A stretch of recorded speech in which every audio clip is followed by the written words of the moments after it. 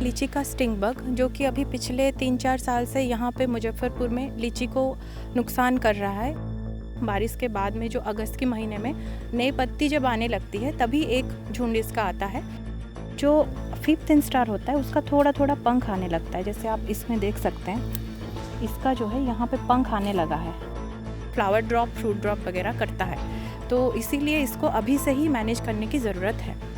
पूरा कम्युनिटी में स्प्रे करने की ज़रूरत है। मैं बोलूँगी कि मैं कर रही हूँ तो बगल वाले फार्मर अगर इन केस वो नहीं कर रहे हैं तो उनको बहुत ज़्यादा हानि पहुँचाता है। बिहार, झारखंड समेत नॉर्थ ईस्ट के विभिन्न राज्यों में जो लीची के बागवान हैं, इन दिनों उनके सामने एक बड़ी चुनौती है और वो चुनौती है स्टिंक बग नाम के एक कीट की। पिछले कुछ सालों से इस कीट का जो प्रकोप है वो लीची के बागों में तेज़ी से बढ़ा है और इसकी वजह से जो लीची की फसल होती है वो काफ़ी हद तक बर्बाद हो जाती है, ख़त्म हो जाती है।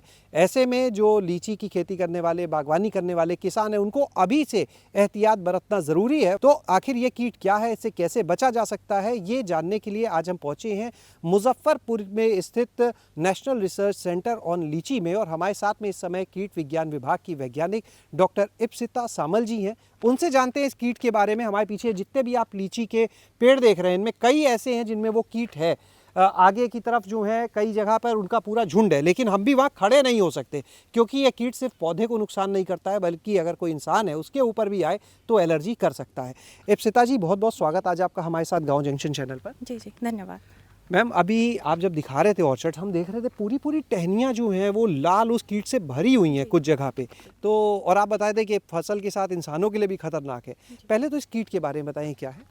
ये है लीची का स्टिंग बग जो कि अभी पिछले 3-4 साल से यहाँ पे मुजफ्फरपुर में लीची को नुकसान कर रहा है। इसका मतलब अभी तक जो है लीची कुछ होस्ट रिपोर्टेड है, जैसे कि लीची हुआ और कुसुम भी है। तो बिहार के रीजन में देखेंगे तो मेजर ये लीची ग्रोइंग एरिया है, तो इसीलिए यहाँ पे क्या है, लीची का जो है इसमें लीची में इसका प्रकोप ज़्यादा है।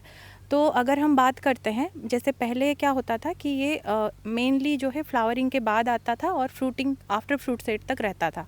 अभी जो आप ऑब्ज़र्व करेंगे तो 2 टाइम में ही आता है। अभी जैसे बारिश हुआ, बारिश के बाद में जो अगस्त के महीने में नई पत्ती जब आने लगती है तभी एक झुंड इसका आता है और यही परसिस्ट करता है टील आपके फ्लावरिंग आने तक, और ये फ्लावर ड्रॉप, फ्रूट ड्रॉप वगैरह करता है। तो इसीलिए इसको अभी से ही मैनेज करने की ज़रूरत है। इप्सिता जी, आपसे बात करते करते हमें लग रहा है शायद एक कीट जो है, जहाँ हम लोग खड़े हैं यहाँ पास में हमें दिख रहा है। जी बिल्कुल, यही वो कीट है लाल रंग का जो आप देख पा रहे हैं यहाँ पे, स्टिंग बग। अपने कैमरा सहयोगी से, संतोष से हम कहेंगे दिखाएं एक बार क्लोज करके इसे, क्योंकि झुंड तो हमने बहुत दिखाई है। देखिए, बातचीत के दौरान ही यहाँ पर दिख गया। लीची स्टिंग बग के 5 इंस्टार होता है, जैसे आप यहाँ पे देख सकते हैं। ये फर्स्ट है, सबसे जो छोटा है, उसके बाद में ये सेकंड है, देन ये थोड़ा सा बड़ा जो दिख रहा है आपको थर्ड है, देन ये फोर्थ है, ये जो यहाँ पे है फोर्थ। और जो 5th इंस्टार होता है उसका थोड़ा थोड़ा पंख आने लगता है, जैसे आप इसमें देख सकते हैं। इसका जो है यहाँ पे पंख आने लगा है, ये वाला देख सकते हैं आप, पंख वाला जो पार्ट है वो आने लगा है, ये 5th है।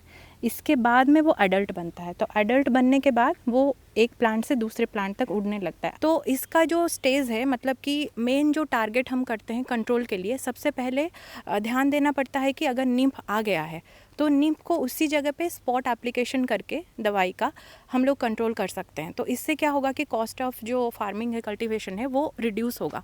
बट अगर आप मतलब मान के चलिए कि इन केस ये स्किप होता है स्टेज, देन आपको जो है पूरे बागान में इंसेक्टिसाइड स्प्रे करना पड़ेगा।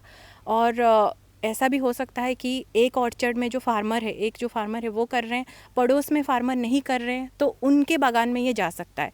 तो इसके लिए पूरा कम्युनिटी में स्प्रे करने की ज़रूरत है। मैं बोलूँगी कि मैं कर रही हूँ तो बगल वाले फार्मर अगर इन केस वो नहीं कर रहे हैं तो उनको बहुत ज़्यादा हानि पहुँचाता है। उनके फील्ड में अगेन वो बिल्डअप होता है पॉपुलेशन। कौन सी दवा है जो इस पे डाली जाती है, तरीका क्या है उसका, पूरा जो स्प्रे करके इसको हटाने का पूरा एक तरीका है, वो पूरा बताएं जी। इसका जो है 2 सीज़न पे आता है मेनली डैमेज जो है। एक तो अभी जुलाई अगस्त के टाइम पे आ रहा है, और एक आता है जब मंजर से लेकर फ्लावरिंग फ्रूटिंग तक आता है। तो अभी जो हम लोग करते हैं दोनों स्टेज में ही दवाई जो है हमेशा हम लोग इंसेक्टिसाइड मिक्सचर का रिकमेंडेशन करते हैं। जैसे मैंने बताया कि ये जो कीड़ा है बहुत ही हार्डी है, इसका जो एडल्ट है उसका आउटर लेयर बहुत हार्ड है, तो कोई भी सिंगल इंसेक्टिसाइड इसके लिए इफ़ेक्टिव नहीं होता है। इसीलिए हमारे जो लीची अनुसंधान में शोध किया गया है उससे ये पाया गया है कि दोनों इंसेक्टिसाइड का मिश्रण अगर आप अप्लाई करते हैं और वो भी अगर निम्फ स्टेज में अप्लाई करते हैं तो प्रॉपरली ये कंट्रोल हो पाता है। जैसे कि मार्केट में अवेलेबल है थियाक्लोपिड आती है, थियाक्लोपिड 0.5 ml जो कि अलंटो के नाम से आती है, उसके साथ में प्रोफेनोफॉस या उसका जो मार्केट में अवेलेबल है प्रहार, वो 1.5 ml अगर आप करते हैं स्प्रे तो ये बहुत ही इफ़ेक्टिव होता है उसको कंट्रोल करने के लिए। उसके अलावा जैसे आप स्प्रे कर लिए, स्प्रे के बाद में इमिडिएटली वो नीचे गिरता है, नीचे गिरने के बाद क्या होता है आपको लगेगा कि वो कीड़ा जो है मर गया है, बट तभी समटाइम्स क्या होता है वो कुछ टाइम बाद फिर से इमर्ज होता है। तो इसीलिए क्या करते हैं इसको मैन्युअली कलेक्ट करके एक जगह पे डंप करना होता है, जो कि बहुत ही इम्पोर्टेंट है। अगर आप स्टिंग बग को कहीं एक पर्टिकुलर प्लांट में स्पॉट एप्लीकेशन कर रहे हैं या फिर आप पूरे ऑर्चर्ड में कर रहे हैं तो इसको उठा के एकदम से डंप करना बहुत नेसेसरी है। और जैसे सबसे पहले आपको ऑलरेडी आप यहाँ पे देख चुके हैं कि एक पर्टिकुलर प्लांट पे आया है, सारे प्लांट में अभी तक वो स्प्रेड नहीं है, तो जो किसान है वो पहले मार्क करना चाहिए कि कौन से प्लांट में आया है। तो इससे क्या होगा कि एक पर्टिकुलर प्लांट से आप स्पॉट एप्लीकेशन करने से आपका जो खर्चा है स्प्रे का और कॉस्ट ऑफ कल्टीवेशन जो है वो बहुत ही मैनेज हो पाएगा। अगर वो स्प्रेड हो जाता है फिर आपको पूरे बागान में स्प्रे करना पड़ेगा। मेनली जो हम स्प्रे का रिकमेंडेशन करते हैं उसके लिए दिन के जो पीक जब बहुत गर्मी हो, सनलाइट डायरेक्ट हो तभी अवॉइड कीजिए, और हवा का मतलब प्रवाह जब तेज़ हो तभी अवॉइड कीजिए। तो इसके लिए सुबह मतलब कि मॉर्निंग से 7 to 9 तक या फिर शाम को 4 बजे के बाद 3 साढ़े 3 के बाद आप कर सकते हैं स्प्रे। अगर लापरवाही हो जाए किसान से तो कितना नुकसान पहुंचा सकता है? जी, जैसे अभी अगर ये पॉपुलेशन आप मैनेज नहीं करते हैं और ये मतलब परसिस्ट कर जाता है इसका जो अगला जनरेशन फ्लावरिंग के टाइम पे जो आएगा तब तक, तो क्या होगा कि जैसे मंजर आने के टाइम ये जो है सकिंग टाइप ऑफ इंसेक्ट है, मतलब कि जो रस है वो चूस कर वो वीक बना देती है प्लांट को, तो उस टाइम क्या होगा मंजर झड़ने लगता है। और सेम होता है जैसे फल आपका लौंग वाले स्टेज में हो या इलायची वाले स्टेज पे हो, उस पर स्पॉट बन जाता है, काले रंग का धब्बा दाग बन जाता है। और सेम होता है जैसे फल आपका हार्वेस्टिंग तक ये परसिस्ट करता है।